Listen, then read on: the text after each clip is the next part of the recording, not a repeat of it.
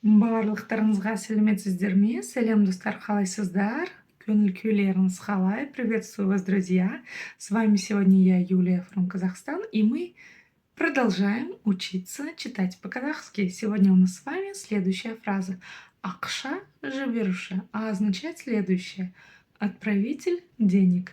Где вам может встретиться такая фраза? На самом деле она вам может встретиться в любой квитанции. Захотите вы что-то отправить, ну или придется вам что-то отправить куда-то денежку, да, и там будет написано Ахша Жиберуше и ваши данные, фамилия, имя, отчество. Вот и все. Давайте же скорее научимся это читать. Для начала перевод. Ахша – это деньги, Жиберуше в данном случае отправитель. А изначально слово Жиберуше образовано от глагола «же беру» – «отправлять». Вот и все.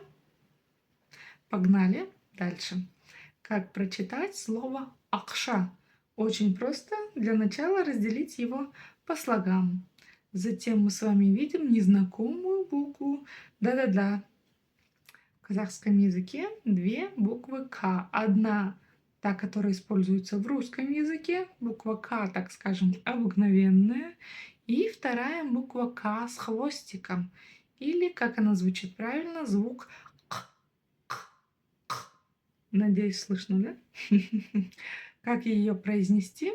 Тоже очень просто. Нужно просто откашляться через букву «К». Да, вы угадали. Пробуем. Ак, ак, ак, акша.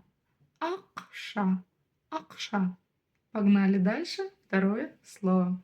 Жиберуша, жиберуша, жиберуша. И что мы видим? Мы сразу же видим в первом слоге палочку с точкой. Как же ее научиться произносить? Это надо прочувствовать. Это нечто среднее между буквами «ы» и «и». Вот просто один раз сесть и потренироваться. Все, и все остальное время в вашей жизни вы будете уметь ее произносить. Пробуем сначала через букву произносить жиберуше. Не то, да? Пробуем через букву И. Жиберуше. Тоже не то. И вот теперь ищем среднее значение. Жберуше. Жберуше. И при этом, да, она произносится коротко. Средняя мягкость и коротко. Хотя в казахском языке эта буква не считается буквой средней мягкости, она считается именно мягкой. Вот такие дела, да? Ну, буква «ы» твердая, а буква «у», то есть палочка с точкой, мягкая. Вот и все. Погнали дальше. Читаем дальше по слогам, в смысле.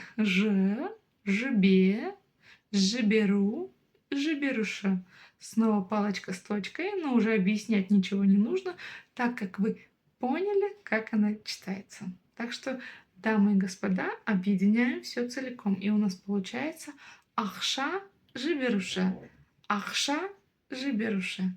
Ахша жберуша. Отправитель денег. Ну что, дамы и господа, я желаю вам не только отправлять денежку куда-то, но и получать. А мы с вами увидимся в следующем видео. Ваша Юля from Казахстан.